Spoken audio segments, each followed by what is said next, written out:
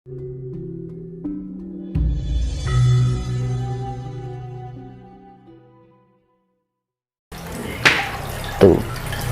Berarti kalau memang ada indikasi untuk sistemnya Majapahit itu balik kembali, tidak menutup kemungkinan seperti Gajah Mada juga akan manipis.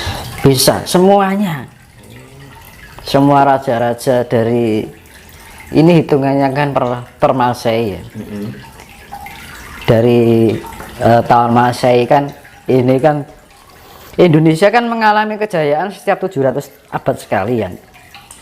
Siklus kejayaan, Siklus alam, siklus masa. Nah, abad pertama kejayaan pertama adalah 700 per tahun pertama adalah kejayaan Sriwijaya. Ya. 700 tahun kedua adalah kejayaan Majapahit.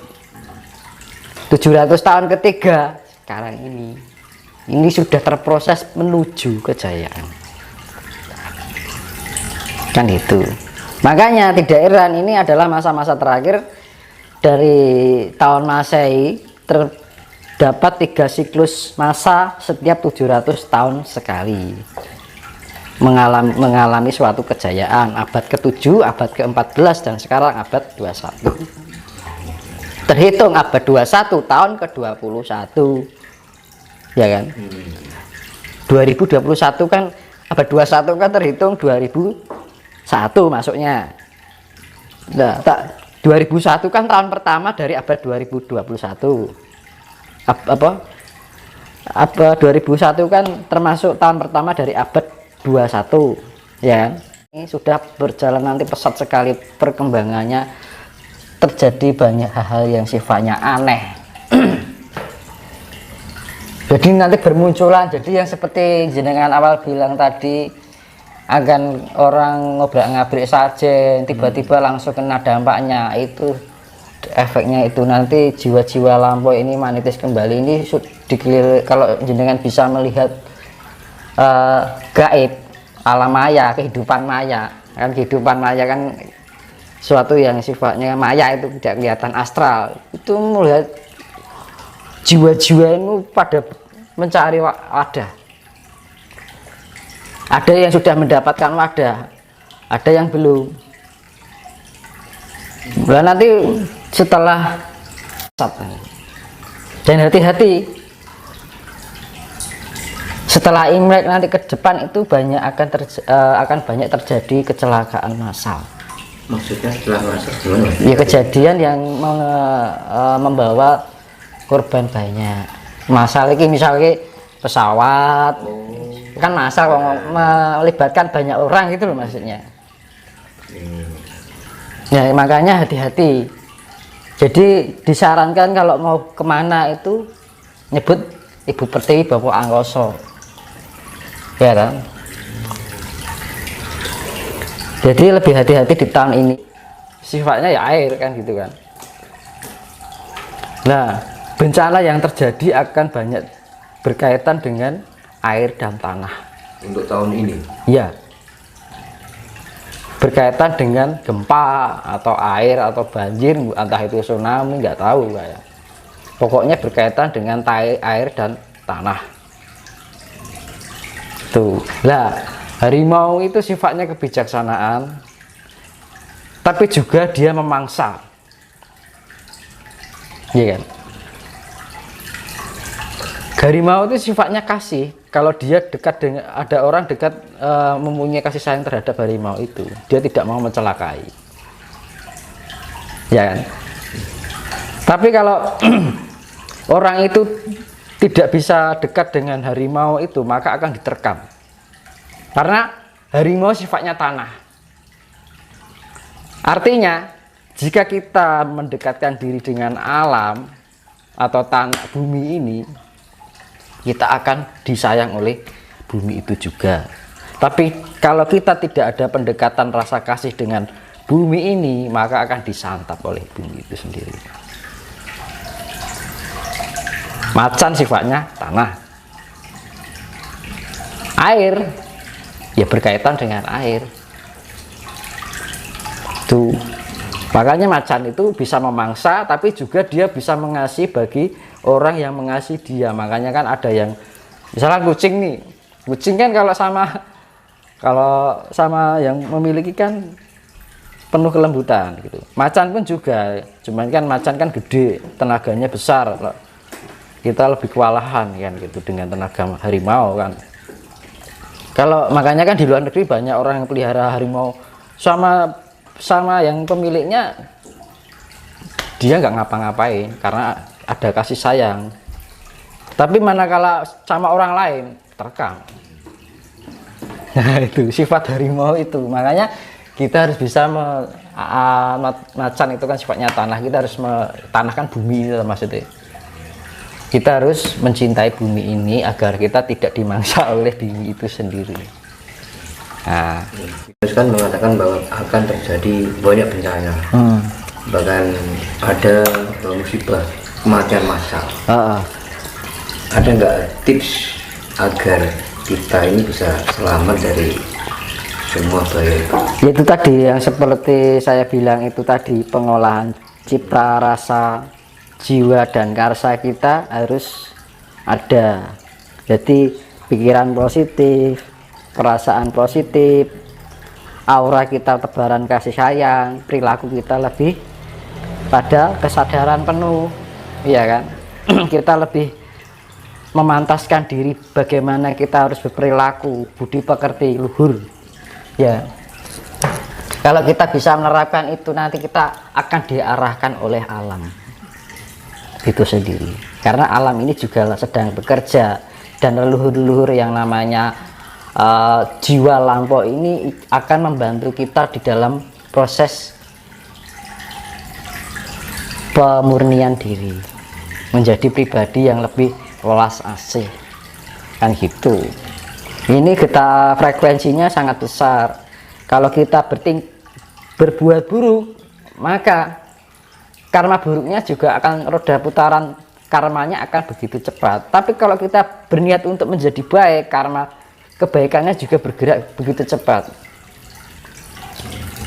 Ya melek bengi mandi tengah malam itu bagus untuk meningkatkan ionisasi. Wening kita mawas diri nek wong terus nyawang langit, ibaratnya wong Islam tafakur kan ngono lho. Menata pikiran, menata rasa, menata jiwa, menata karsa kita agar terjadi keselarasan. Nah, di dalam keselarasan itu nanti akan timbul keseimbangan, apa ketenangan. Kalau sudah kita tenang, ada keseimbangan. Kalau sudah keseimbangan, timbullah suatu kedamaian, ya kan? Kedamaian itu ada tebaran kasih, kan gitu.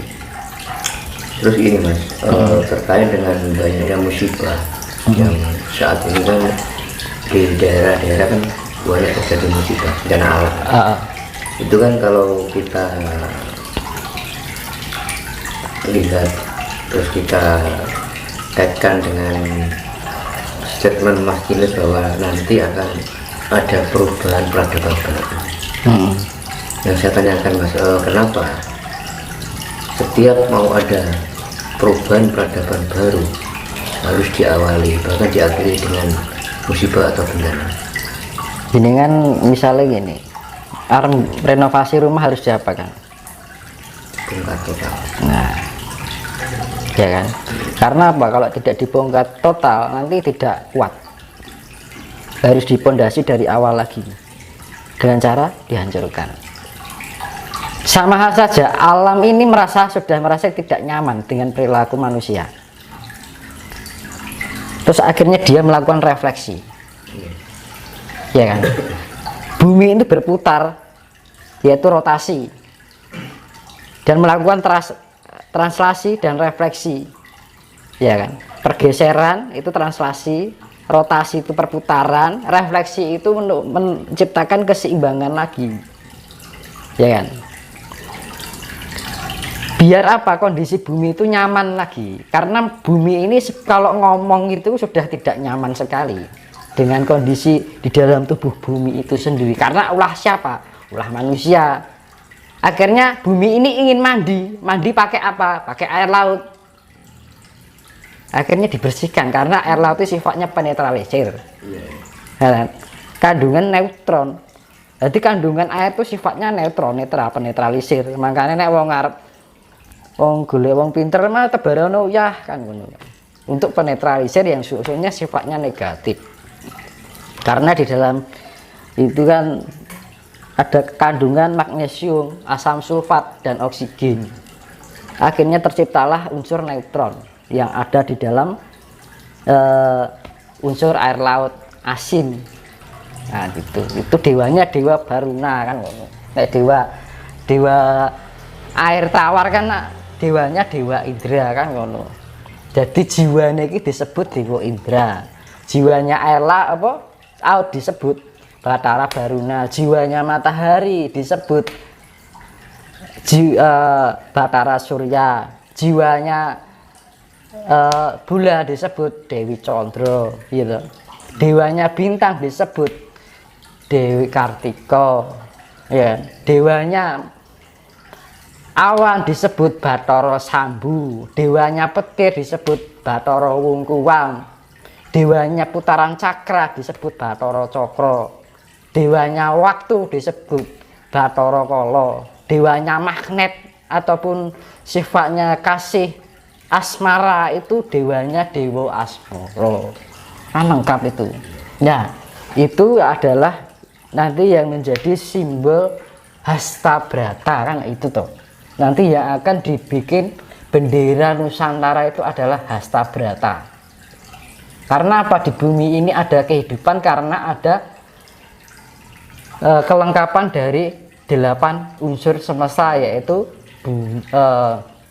Angkasa, Surya, Candra, Kartika, Maruta, angin, Dahana geni, ya, Dahana geni, samudra ki banyu, tirta, sama tanah kan gitu. Api, dahana kan ngono. Nah, 4 unsur alam dari api, air, angin, bintang, bulan, matahari, dan angkasa ini melengkapi. Akhirnya terciptalah kehidupan di bumi ini yang disebut Hastabrata, Hastawolu, Broto, Laku, pergerakan dari 8 unsur alam semesta ini. Akhirnya terciptalah kehidupan. Makanya di bumi ini dilengkapi Hastabrata. Ada pergerakan dari planet-planet itu, ada pergerakan rotasi, translasi, dan refleksi. Nah, refleksi itu adalah sifat untuk penyelarasan agar terjadi keseimbangan di dalam planet itu sendiri. Makanya akan berpengaruh pada kehidupan manusia, karena manusia adalah mikro, bagian terkecil dari alam semesta juga. Itu makanya berpengaruh lah. Yang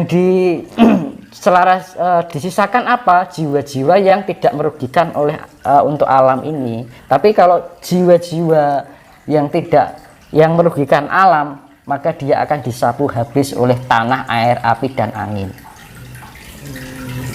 Itu terutama yang paling besar dari air, karena air itu sifatnya penetralisir. Jadi bumi ini mandi adus sih karo banyu ben resik Mas, dinetralke. Makanya terjadi, pernah dibilang akan terjadi megatrust, itu akan terjadi nanti. Itu untuk menetralisir. Barang siapa tidak bisa menjadi manfaat untuk bumi ini akan dibersihkan. Makanya kita harus menjadi jiwa yang bersih untuk alam ini agar kita lebih bisa bermanfaat untuk alam ini. Jadi masih di